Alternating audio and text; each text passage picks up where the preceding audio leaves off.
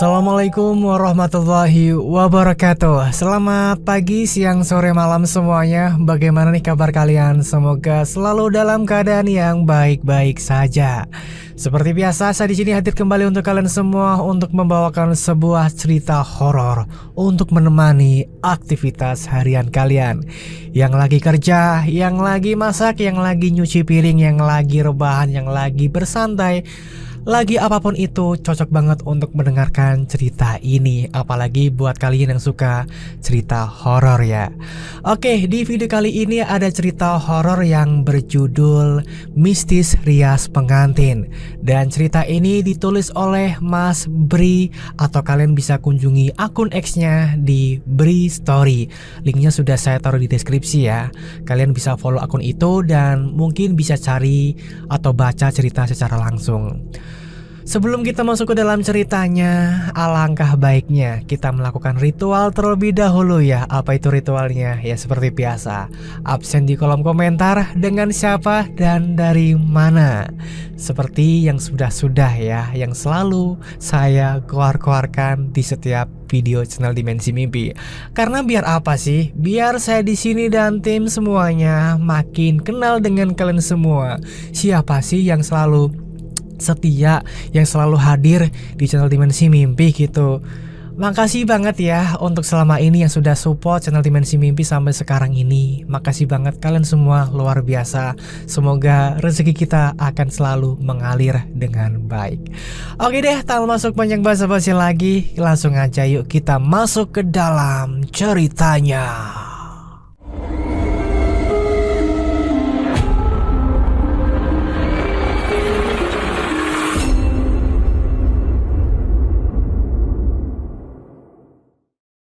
Berjuta profesi, berjuta cerita tersaji.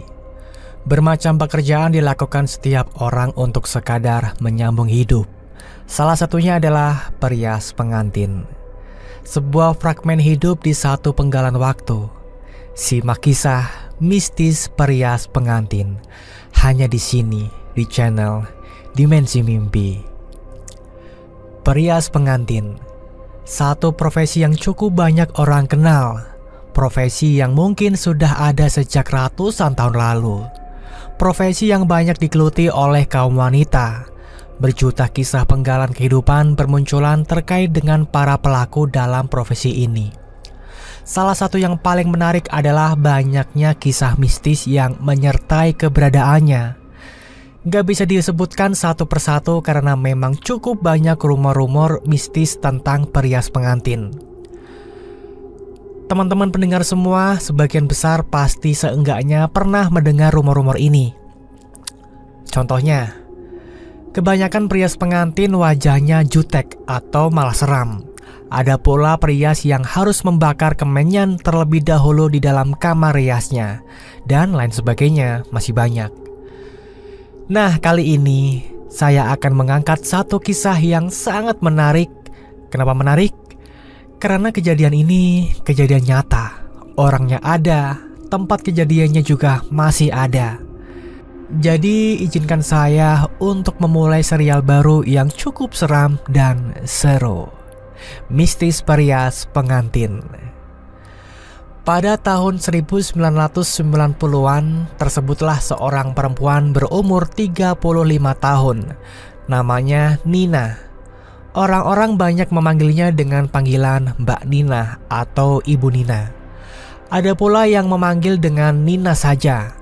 Sudah sekitar 20 tahun lamanya Ibu Nina sudah berprofesi sebagai perias pengantin. Dimulai sejak masih sekolah, Ibu Nina sudah mulai ikut membantu ibunya merias pengantin. Jadi sudah cukup lama menggeluti profesi ini. Sampai akhirnya sang ibu meninggal dunia ketika Nina masih berumur 21 tahun. Setelah itu dia lanjut menggeluti profesi itu. Sejak masih tinggal bersama orang tuanya di Cilegon, Banten, sampai ketika sudah memiliki tempat tinggal sendiri di Tangerang Selatan, sudah cukup banyak kisah hidup yang Ibu Nina alami. Entah itu sedih, senang, ataupun seram. Hah? Kok seram? Iya, karena sudah dibilang di awal tadi. Kalau profesi perias pengantin seringkali harus bersinggungan dengan hal-hal mistis yang menyeramkan, gak masuk akal, dan gak masuk nalar dan logika. Ibu Nina sering mendapatkan panggilan untuk merias pengantin jauh ke pelosok hampir di setiap sudut Pulau Jawa. Sesekali juga sampai keluar Jawa. Nah, banyak kejadian janggal dan aneh yang beliau alami ketika harus mengunjungi tempat yang cukup terpencil. Salah satu pengalamannya adalah ketika Ibu Nina harus mengunjungi satu desa di daerah Anyar, Banten. Setelah ini Ibu Nina sendiri yang akan menceritakannya langsung. Simak ya, simak baik-baik. Kali ini aku harus berangkat ke Anyar sendirian. Karena Mira asistenku yang biasa mendampingi sedang ada urusan mendadak. Jadinya gak bisa ikut kali ini. Aku tipe orang yang sangat tepat waktu. Gak ada kamus terlambat dalam hidupku. Lebih baik aku yang menunggu daripada orang lain yang harus menunggu karena aku datang terlambat. Sama juga kali ini. Ketika masih pagi buta, aku sudah dalam perjalanan menuju tempat merias di satu desa di wilayah Anyer, Banten. Tempatnya di sisi jalan pegunungan sebelah kiri, bukan sisi pantai. Dan katanya letaknya cukup jauh dari jalan utama. Ya sudah, walaupun begitu aku tetap harus menjalani. Toh sebelum ini aku sudah merasakan yang lebih pedalaman lagi dan aku survive. Targetku, aku harus sampai di rumah tempat acara sebelum jam 5 subuh. Dengan tujuan sebelum akad semua sudah siap, gak ada yang terlambat. Dan sukses. Seperti biasanya aku datang tepat waktu. Jam 5 kurang 15 menit sudah sampai di rumah mempelai wanita. Waktu itu aku menggunakan jasa ojek motor untuk membawaku ke tempat acara. Setelah turun dari angkot di jalan utama Jalan Raya Anyer. Rumah mempelai wanita ini terlihat sederhana namun cukup besar. Dengan desain standar rumah di pedesaan terpencil. Namun kelihatan sangat nyaman untuk ditinggali. Sudah ada beberapa orang yang terlihat warawiri di dalam dan di luar rumah. Tapi menurutku, untuk rumah yang nantinya akan ada acara pernikahan, rumah ini cukup sepi. Mbak Nina ya? Mari masuk Mbak. Seorang perempuan menyapaku dengan ramah, mengajak masuk rumah dan langsung menuju kamar rias pengantin. Aku mengikuti arahannya. Sesampainya di dalam kamar, perempuan tadi lantas pamit. Itu pengantinnya Mbak. Silakan, ucapnya sambil tersenyum. Di kamar sudah duduk seorang perempuan dengan rambut tergerai, duduk di depan cermin besar dengan penerangan seadanya. Saya langsung mulai aja ya Neng, tanyaku kemudian. Iya Mbak, jawab mempelai ini dengan pendek. Kemudian aku langsung mempersiapkan peralatan, lalu singkat cerita aku sudah mulai proses merias. Neng capek ya? Wajah kamu pucat banget. Aku bilang seperti itu karena memang benar wajah pengantin ini pucat. Iya Mbak, capek banget. Kebetulan juga ini habis sakit. Tapi ya sudah enakan sih, jawabnya. Ya biasalah, memang sudah sering seperti itu. Kedua mempelai akan sedikit stres ketika makin mendekati hari H pernikahan. Sama juga dengan mempelai yang ini. Makanya aku maklum dan mengerti kalau mempelai perempuan ini kelihatan lelah dan pucat. Aku jadi harus make up ekstra lebih untuk menutupi kepucatannya. Tapi ada yang aneh, dan aku baru menyadarinya belakangan. Sejak aku masuk ke kamar rias ini, gak ada satupun orang lain yang kelihatan masuk. Sama sekali gak ada. Dan aku sama sekali gak mendengar ada orang di luar kamar. Sepi dan hening seperti gak ada orang sama sekali. Tapi ya sudahlah, aku memilih untuk mengabaikan lalu fokus merias. Takut terlambat karena jam 9 acara sudah dimulai. Akad dan dilanjutkan dengan resepsi. Nah, sudah selesai. Neng cantik banget sekarang. Terima kasih Mbak. Iya, aku kelihatan cantik sekarang. Mempelai ini tersenyum senang. Gak bisa dipungkiri kalau aku gak puas dengan hasil kerjaku kali ini. Wajah mempelai masih terlihat agak pucat. Tapi setelah selesai, tiba-tiba aku mendengar ada kehidupan di luar. Tiba-tiba ramai. Syukurlah, akhirnya kejanggalan tadi nggak beralasan. Ayo Neng, dimulai sekarang. Seorang perempuan masuk ke dalam kamar lalu mengajak mempelai perempuan untuk keluar. Emang udah mau dimulai Bu? Tanyaku. Ya aneh aja, kan seharusnya akad mulai pukul 9. Ini kan masih pagi, pikirku begitu. Iya, udah mau mulai Mbak, kan udah jam 9, jawab perempuan itu. Hah? Jam 9? Serius? Aku sedikit gak percaya, karena waktu itu aku merias tadi kurang dari 2 jam. Harusnya ini masih jam 7. Karena penasaran, aku memastikan lagi dengan melihat jam tanganku sendiri. Ternyata benar, sudah jam 9. Aneh sih. Tapi ya sudah. Seperti biasa aku menunggu di dalam kamar yang sudah disediakan buatku ketika acara sedang berlangsung. Oh ya, ada kebiasaan yang selalu aku jalani kalau sedang merias seperti ini.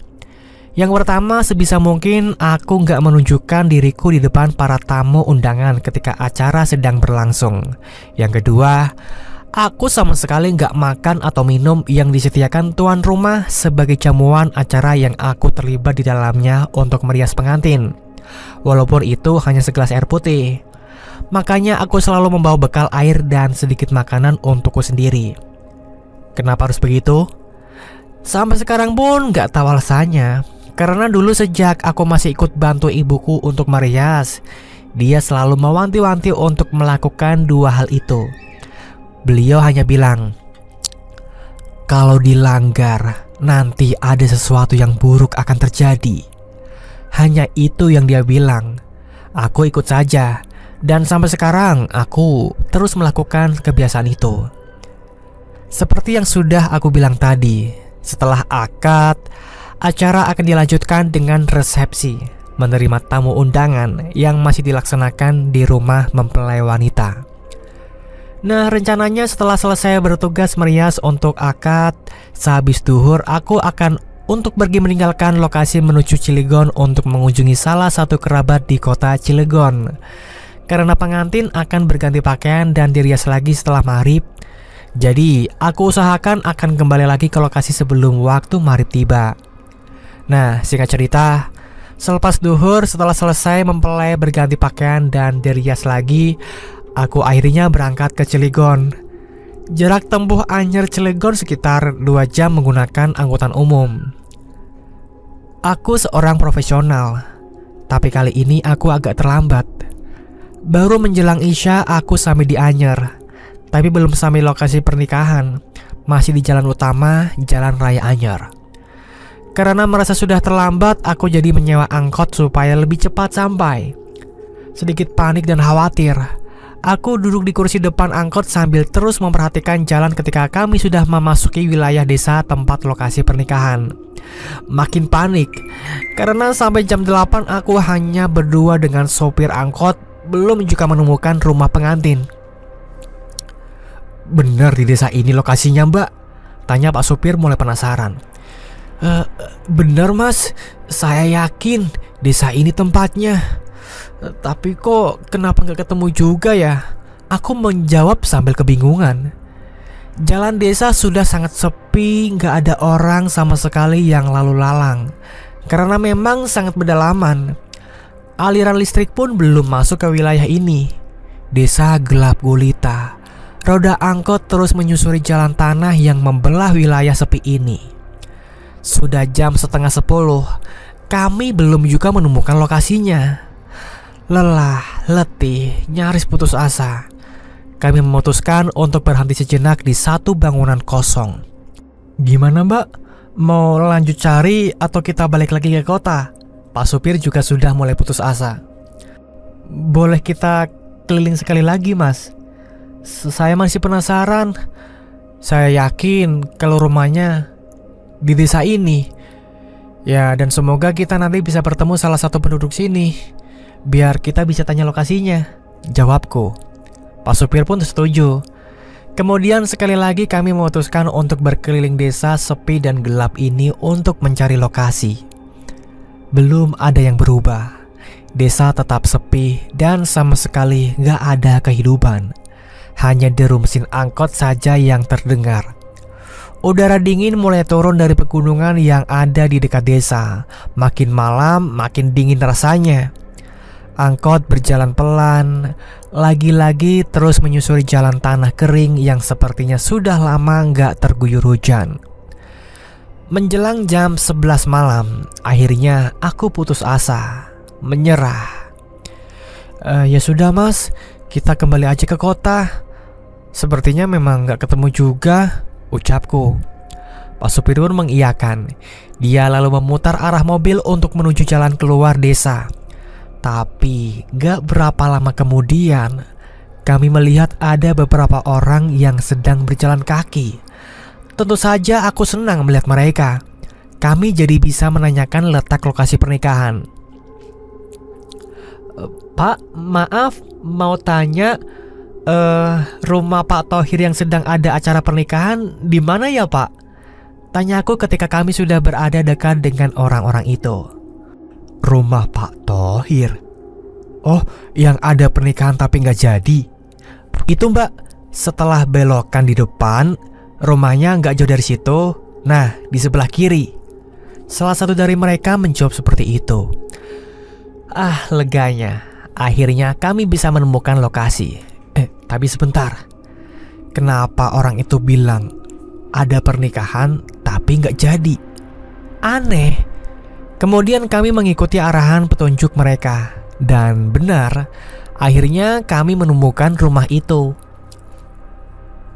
Padahal kita dari tadi sudah lewat lokasi ini ya mbak. Tapi kenapa rumah ini nggak kelihatan? Baru kelihatan sekarang. Tanya Pak sopir kebingungan. Aku pun berpikir sama. Kenapa dari tadi kami nggak melihat ada rumah ini? Aneh. Benar, aku masih sangat hafal. Memang ini rumahnya. Karena baru tadi pagi aku datang untuk merias di sini. Tapi ada yang janggal. Memang benar rumah ini terlihat ada banyak orang. Banyak orang datang yang sepertinya merupakan para tamu. Lalu apa yang janggal? Ketika kami turun dari angkot dan masuk ke halaman, aku melihat kalau di rumah ini sama sekali nggak terlihat sedang ada acara pernikahan karena sebagian besar tamunya mengenakan pakaian gelap layaknya orang yang datang melayat. Acara berkabung, bukan datang ke acara pernikahan. Ada apa sebenarnya? Bu, maaf, keluarga pengantinnya kemana ya? Aku bertanya ke salah satu perempuan yang aku temui di teras. Itu. Dia menunjuk ke salah satu perempuan lainnya yang sedang terseduh menangis. Kemudian aku menghampiri perempuan itu, yang ternyata aku mengenalinya. Dia adalah perempuan yang mengantarku masuk ke kamar pengantin tadi pagi. Mbak Nina ya? Kok baru datang? Maaf ya mbak, kami lupa memberitahu kalau pernikahannya batal, nggak jadi, ucap ibu itu sambil menahan tangis. Batal kenapa bu? Bukannya tadi acaranya sudah dimulai? Saya kan yang merias pengantinnya tadi pagi sampai siang, jawabku keheranan. Nggak ada pernikahan mbak. Ratih, mempelai perempuan, meninggal karena sakit mendadak jam 1 tengah malam kemarin. Mempelai wanita sudah meninggal malam sebelum ini. Lalu siapa yang aku rias di rumah ini tadi pagi? Itulah sepenggal cerita kejadian seram yang Ibu Nina alami ketika sedang merias pengantin. Mempelai wanita yang Ibu Nina rias ternyata sudah meninggal beberapa saat sebelum Ibu Nina datang. Itu baru satu dari banyak cerita pengalaman yang beliau alami.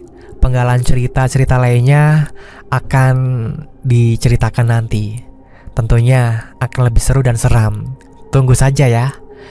Gimana nih pendapat kalian tentang cerita ini yang sudah mendengarkan dari awal sampai akhir? Tulis di kolom komentar ya tentang pendapat kalian, penilaian kalian tentang cerita ini bagaimana. Atau mungkin kalian punya cerita pengalaman seram juga yang pernah kalian alami dalam kehidupan ini. Kalian boleh kok nulis di kolom komentar di video ini ya. Siapa tahu nanti banyak juga para pendengar yang melihat komentar kalian semua. Jadi kita saling share satu sama lain gitu ya. Oke, buat kalian yang suka dengan channel ini tapi belum subscribe, silakan diklik dulu tombol subscribe-nya dan juga nyalakan loncengnya agar kalian tidak ketinggalan video terbaru dari channel Dimensi Mimpi. Dan seperti biasa ya, ada ritual khusus nih. Sebelum ataupun sesudah menonton channel Dimensi Mimpi, alangkah baiknya kalian pastikan dulu absen di kolom komentar ya, dengan siapa namanya dan dari mana kotanya, agar kita tim Dimensi Mimpi bisa mengenal siapa yang selalu stay, yang selalu hadir di channel Dimensi Mimpi, agar kita bisa saling mengenal, bisa dekat, saling dekat, dan bisa menjadi saudara ya. Oke, waktunya saya di sini untuk pamit undur diri dulu. Kita akan bertemu di video selanjutnya. Buat kalian yang udah nggak sabar untuk menunggu cerita selanjutnya di channel Dimensi Mimpi, makanya pantengin terus ya channel Dimensi Mimpi. Kita akan bertemu lagi di lain hari. Oke, terima kasih. Wassalamualaikum warahmatullahi wabarakatuh. Ingat ya, hidup hanyalah ilusi.